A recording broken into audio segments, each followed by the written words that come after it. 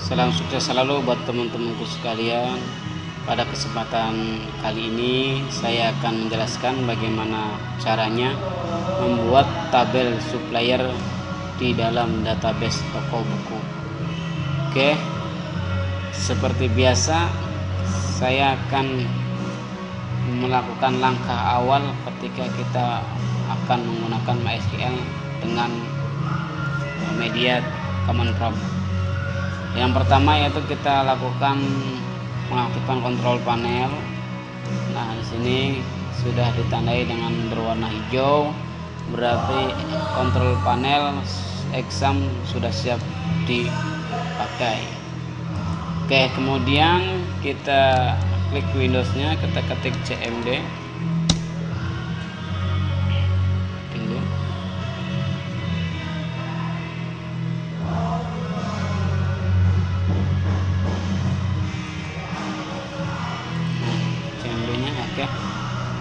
Langkahnya yaitu kita ketik cd exam,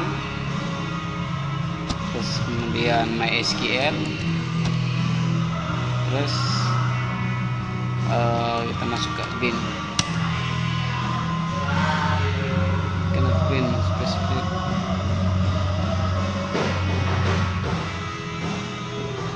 Terjadi kesalahan di sini, MySQL-nya tidak ada kurang L. Nah, sini terdapat pesannya itu the system cannot find the path specific.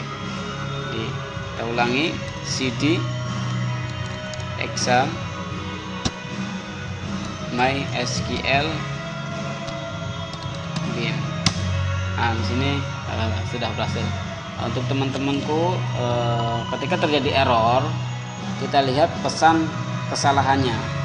Kita harus bisa membaca pesan kesalahannya, di mana letak kesalahannya. Di sini sebagai contoh itu the system cannot find the path specific.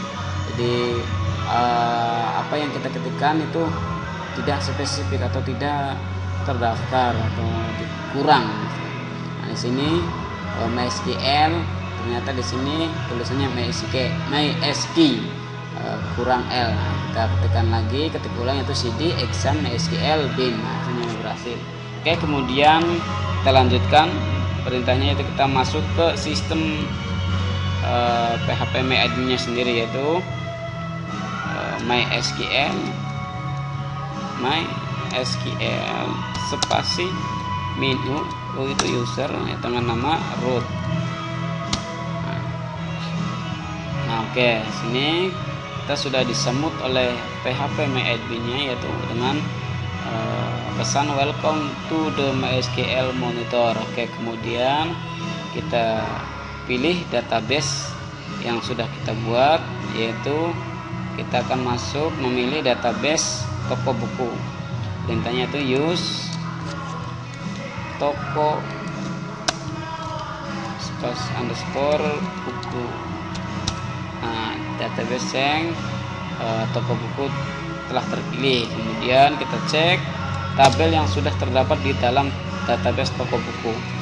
So,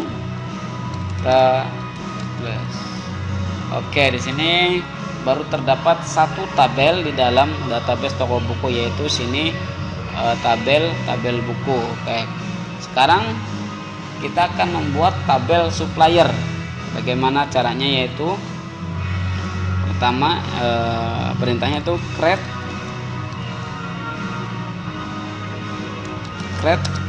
tabel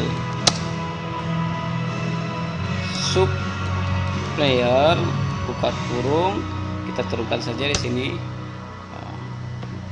Kemudian ada filenya, yaitu yang pertama itu kode sub. Maksudnya kode sub ini adalah kode supplier. Kemudian tipe datanya kita kasih karakter, size-nya 4. Nah, jangan lupa ketika masih terdapat field setelah kode supplier, kita harus menggunakan koma ya. Oke, kemudian ada nama supplier, nama sub aja kita samakan saja ya. Kita varchar size nya kita kasih 30, jangan lupa koma. Oke, kemudian alamat supplier varchar, data varchar kita kasih 50. Oke, kemudian nomor telepon di data varchar kita kasih 14. Oke, untuk nomor telepon di sini kita kenapa pakai varchar tidak menggunakan integer, karena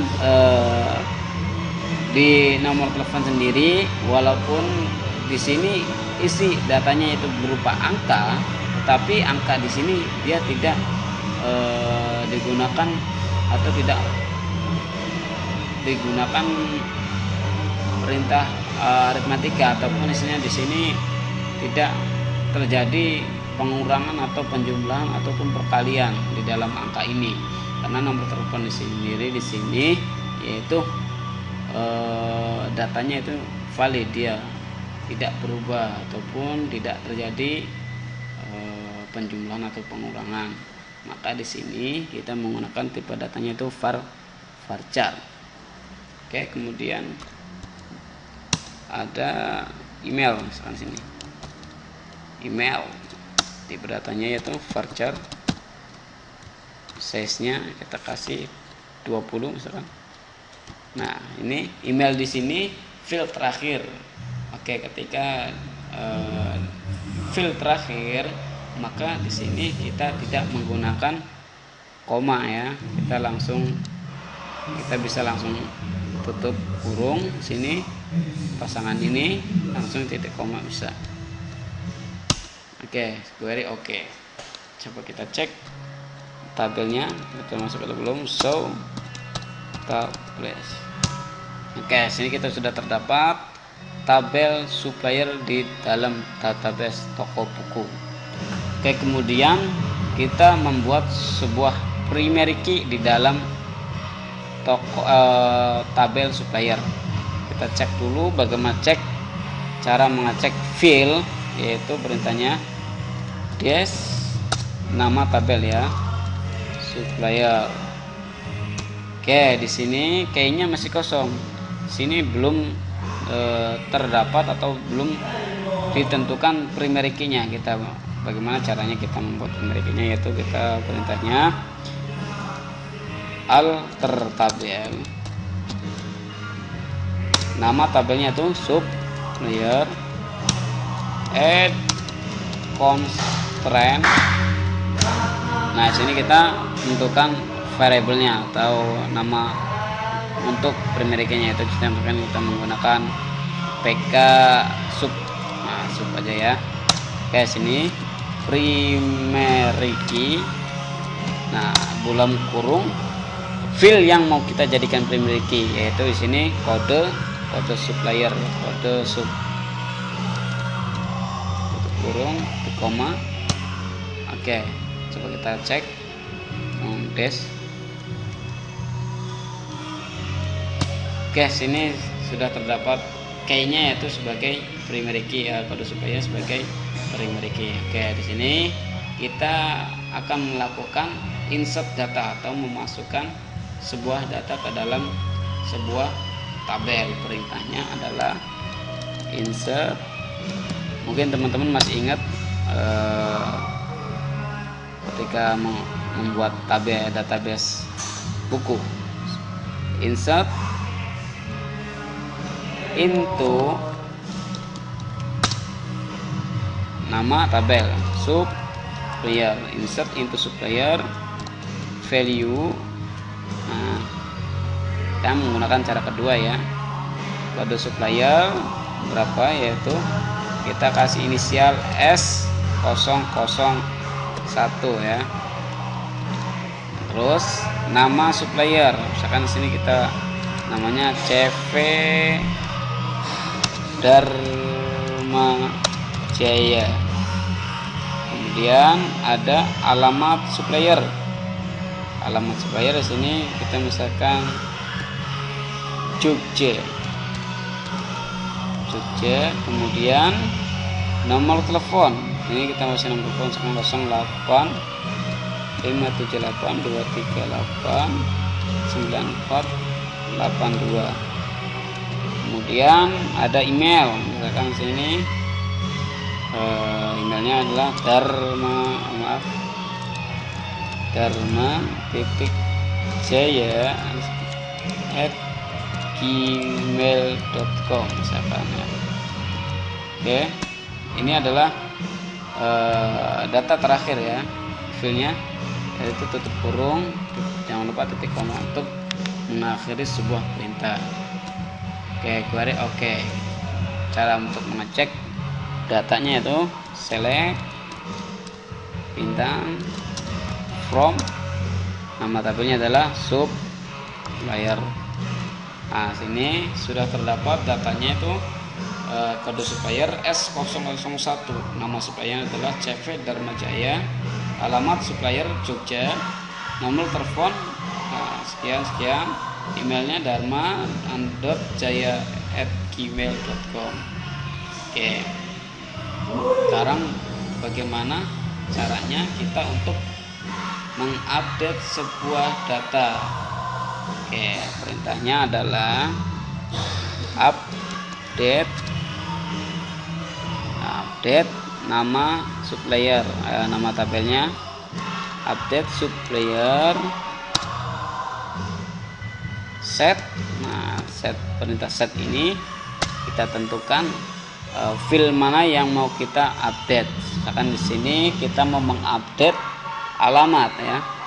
Alamat ini kita akan diupdate menjadi, misalkan di sini Jogja, kita update menjadi Jakarta.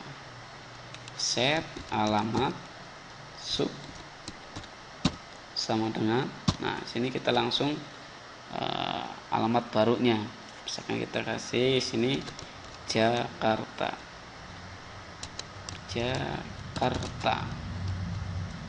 Nah, sini where, kondisinya adalah where. Fungsi dari sebuah primary key di sini adalah untuk pengidentifikasian, jadi kunci. Nah, sini where kode supplier. Nah, berapa kode suppliernya yang mau kita diganti? Sini adalah S001. Nah, jadi update supplier set alamat sub Jakarta where kode supplier, artinya update atau rubah tabel di alamat supplier di tabel supplier dengan isinya yaitu Jakarta. Mana sih yang mau kita rubah? Nah, di sini yang mau kita rubah adalah S001 dengan yang mau kita rubah adalah alamat suppliernya yaitu Jakarta. Koma. Nah, oke. Coba kita cek. Oh, sudah berubah. Nah, oke ya. Di sini sudah terlihat Jakarta. Nah, jadi yang awal yaitu Jogja kita rubah menjadi Jakarta. Nah, di sini hasilnya adalah alamatnya Jakarta. Oke, kemudian kita insert yang kedua. Nah, oke ya, kita ganti. Ketika kita sudah mengetikkan sebuah perintah, kita akan mengulang caranya yaitu dengan panah atas dan bawah. Nah, seperti ini, atas bawah, nanti bisa muncul seperti, kita tidak usah untuk mengetik ulang. Oke, kemudian kita ganti aja datanya ini 002. Oke, 02. Sebelum kita menginsert data pertama, coba kita melakukan sebuah kesalahan satu. Misalkan kita sini insert into supplier value S001 sini kita sudah menginputkan kodenya 001. Oke, kita ganti. Ini namanya kita misalkan Charlie Abadi. kemudian alamatnya misalkan Indramayu, nomor telepon samaan misalkan ini Charlie titik misalkan 29@gmail.com. Nah, coba kita sini kode suppliernya kita samakan. Bagaimana pesan errornya? Kita lihat. Nah, kita lihat di sini error 106. Duplicate entry S001 for primary. Jadi primary key sendiri di sebuah tabel tidak boleh duplikat atau double. Syarat primary key adalah tidak boleh duplikat atau double. Nah, di sini sudah terbukti ketika kita menginput sebuah data di tabel supplier dengan primary key yang sama, akan terjadi error seperti ini, duplicate entry S001. Oke, buat teman-teman ketika terjadi sebuah kesalahan, coba kita cek atau kita baca pesan kesalahannya di mana. Nah, di sini pesan kesalahan adalah duplicate entry S001 for primary. Nah, di sini S001 di sini sudah ada. Jadi primary key itu syaratnya adalah tidak boleh double. Oke, kita lakukan perubahan di 001-nya, kita ganti 002. Oke. Nah, sini query oke. Satu. Coba kita cek. Perintahnya adalah select bintang from nama supplier. Nah, sini sudah kita terdapat S002 CV Charlie Abadi, alamat Indramayu, nomor telepon, email charlie29@gmail.com. Oke, sekarang kita bagaimana caranya untuk menghapus sebuah data di dalam tabel. Perintahnya adalah kita di sini akan menghapus dengan kode supplier 001 S001 ya. Perintahnya adalah delete from nama tabel itu delete from supplier where kondisi where kode supplier sama dengan, nah, di sini kita tentukan mana yang mau kita hapus. Nah, sini 001. Oke ya. Delete from supplier where kode supplier 001. Kayak di sini artinya hapus kode supplier 001 di tabel supplier. Nah, sini where itu ingat, where adalah kondisi. Nah, sini kode supplier sini sebagai primary key. Dengan kode suppliernya adalah S001. Jadi ketika kita menghapus, mengupdate sebuah data, kita harus mengkondisikan kodenya atau primary key-nya mana yang mau kita ganti ataupun mau kita hapus. Oke, kita cek. Nah, sini tersisa satu datanya dulu. Tersisa satu data, yaitu tinggal S002. S001 sudah terhapus. Oke. Sekian dari saya, semoga bermanfaat buat teman-teman sekalian.